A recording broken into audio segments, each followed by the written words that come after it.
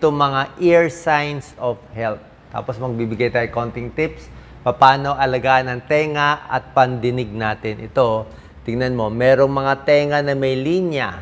Okay? May tenga na umuugong.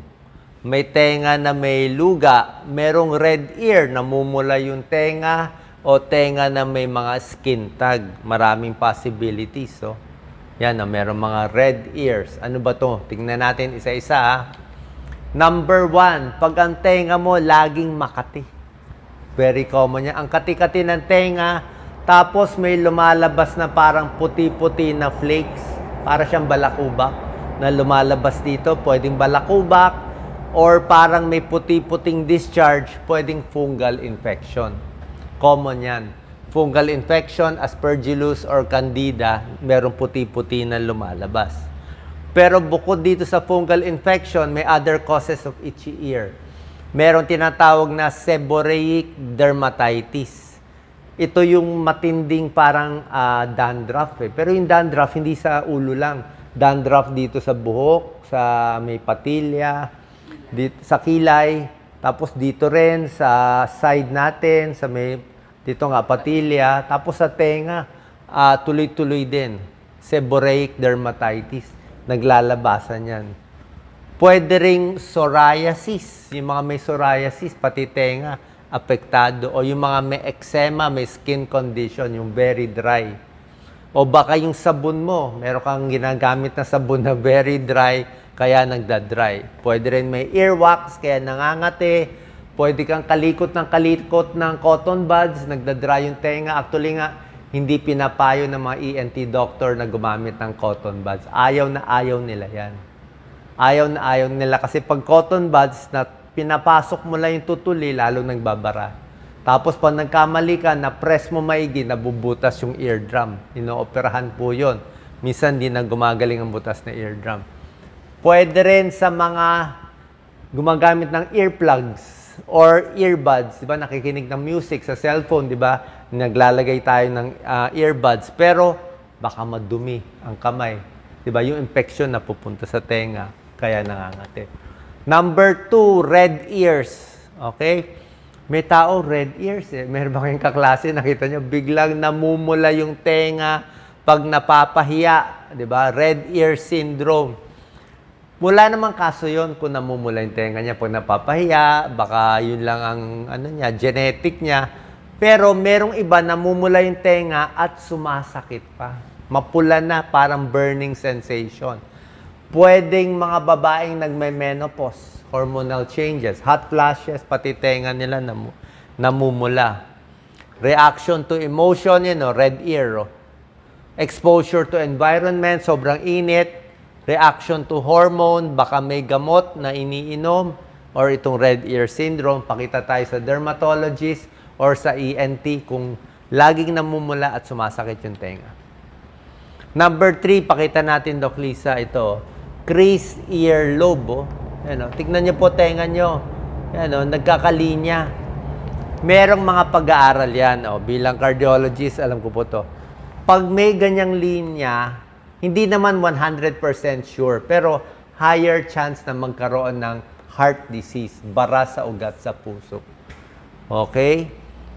Anong connection, Doc Willie, ng linya sa tenga? Tawag namin dyan Frank sign, sa sakit sa puso. Actually, hindi pa malinaw bakit. Nakikita lang nila, basta may linya, mas marami nagkakasakit sa puso. Ang explanation, parang yung mga small blood vessels natin, meron niyang elastic tissue. Parang may tissue yan, yung parang lining niya. Numinipis pag nagkakaroon ng linya. So, pag manipis yung elastic tissue sa mga small blood vessels, pati na rin sa puso, affected din. Diba? Kasi pareho namang ugat. So, possible lang yan. So, ibig sabihin, pag may linya, mag-ingat kayo na mas healthy habit, hindi maninigarilyo, wag magpapataba, mas mag-iingat lang. Number 4, ear pain. Laging masakit ang tenga. Okay? Maraming possibility. Baka may infection sa tenga, baka may problema sa ipin. Di ba? Sa ipin pala. Or pwedeng may TMJ, temporomandibular joint dysfunction, yung masakit pag ngumunguya. Pwedeng may bukol, meron din may bukol. Pwedeng may tonsils or sore throat. So, maraming possibilities ang ear pain. Ayan, pwedeng sinusitis, dental problem, pwedeng may baradong earwax. Number 5, ito, may nana, lumalabas, ibang usapan to. May nagde-drain, minsan sa bata, di ba, naglalakad, ang daming luga, lumalabas, di ba?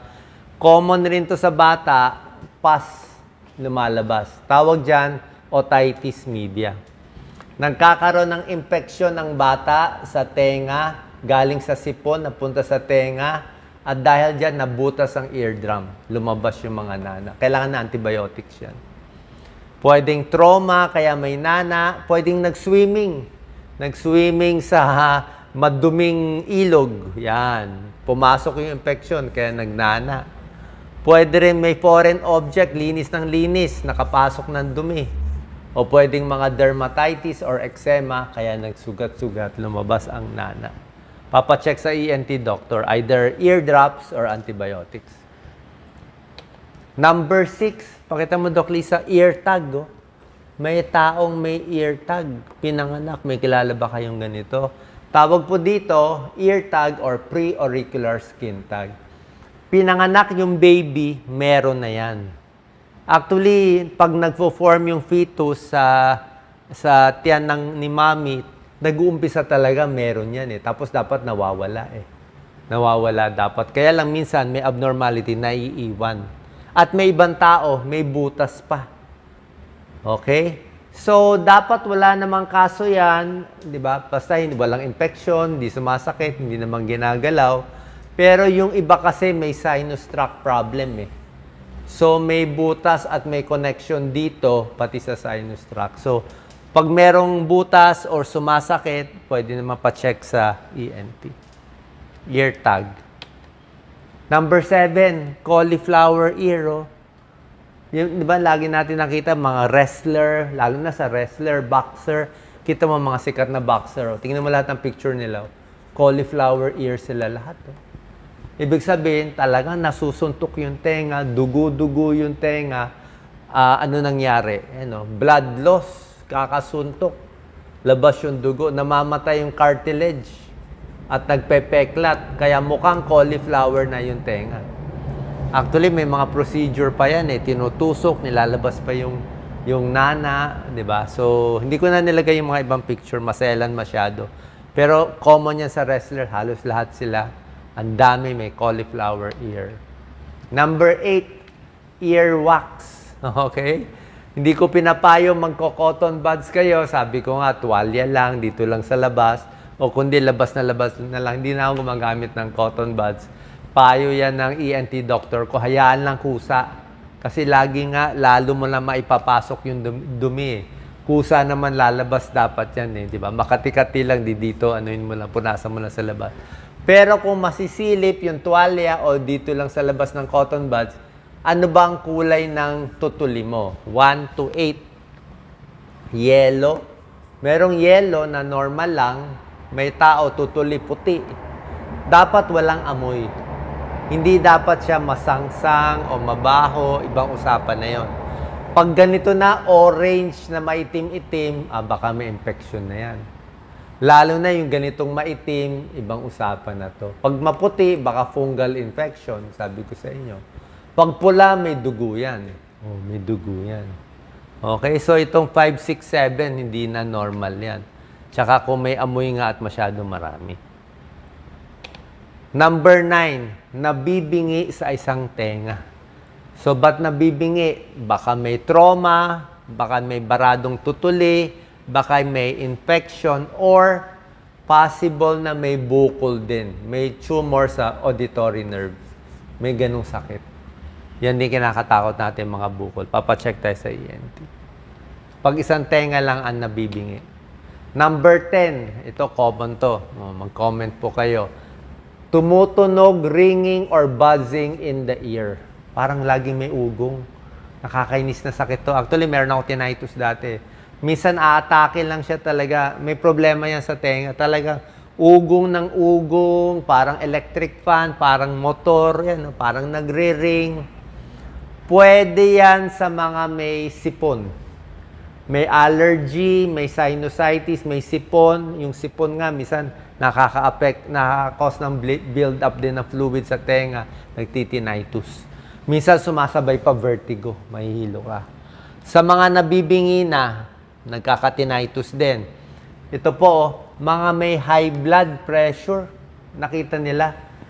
Yung mga karamihan na may high blood, meron din sa kanila naririnig na ugong. Siguro sa taas ng blood pressure nila.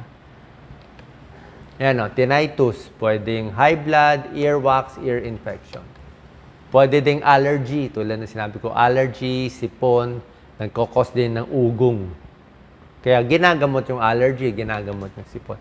Number 11, crackling sounds in your ears. Yan o, patunog-tunog yan o, maraming tunog sa tenga.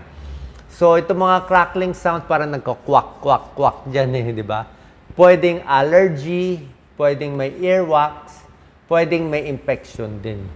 Okay? Kaya may sound. O baka may tutuli. Pero, may sipon. Pero binabantayan natin kung may nasal polyp or tumor. Isang cancer yan eh. Nasopharyngeal cancer. Merong ganun eh. So, pag may bukol dito sa ilong, nagbabara yung daanan sa tenga, kaya nagsa-sound din. Binabantayan din natin yan. Home remedies for crackling ears, may nasal spray, earwax, o mga decongestant. Lastly, actually, hindi naman talaga to symptom ng ear, pero may taong may naririnig hindi lang ugong, minsan may naririnig pang boses. Boses ng ibang tao, ear symptom na rin to. Meron sila naririnig pero wala naman tao. Actually, noon, pag sinabi mong, ay, nakakarinig ng boses, baka matakot sa ibang tao, isipin nila, nako, may mental problem to, baka nasisiraan ng bait, ganyan-ganyan, o baka yung schizophrenia or psychosis. Possible yon. Merong ganong possibility. Pero ayon sa bagong pag-aaral, common pala ang makarinig ng boses, 10% ng tao nakakarinig at hindi naman talaga mental health problem. Pwedeng normal lang. Ano yung mga possibilities? Sobrang puyat, hindi natulog ang kulang na kulang sa tulog. Diba? Minsan parang may nakikita, may naririnig. Pwede pala yon. Sobrang stress, post-traumatic stress disorder, na stress sa gera, sa meron naririnig. Pwede yon habang stress. Namatayan ng partner o ng magulang, ng close friend. Sa sobrang stress nila, may naririnig. Normal pala yon. Grieving, head injury, sobrang stress, substance abuse. Diba? Yung mga nagsashabu, nagko-cocaine, common sa mga nagsashabu, may naririnig na boses. Diba? Kaya nga, kasama rin niya. Kaya kung meron narinig, either maganda sinasabi o masama ang sinasabi. Pag masama ang sinasabi, huwag mo papakinggan. Kokontra yung sabihin. Sasabihin mo, narinig ko may boses pero di kita papakinggan, gagawin ko yung tama. Kaya nakita nyo yung mga criminal minsan, sasabihin nila may boses, may nagsabi sa akin, gawin ko to, gawin ko yan, saktan ko to. Kaya huwag kayong makikinig, in control kayo, alam nyo tama o mali. Papacheck din tayo sa psychiatrist pag hindi nawala itong pagkarinig ng boses. Pero common pala siya. Pwede rin siyang normal. Sa mga teenager na bubuli, nai-stress, pwede rin yun. Okay? So, saan po nakatulong to? Mga ear signs at mga problema sa pandinig na konektado sa inyong kalusugan. Dagdag kaalaman po sa inyong lahat. Papacheck tayo sa ENT doctor kung meron kayong nakitang problema. Salamat po.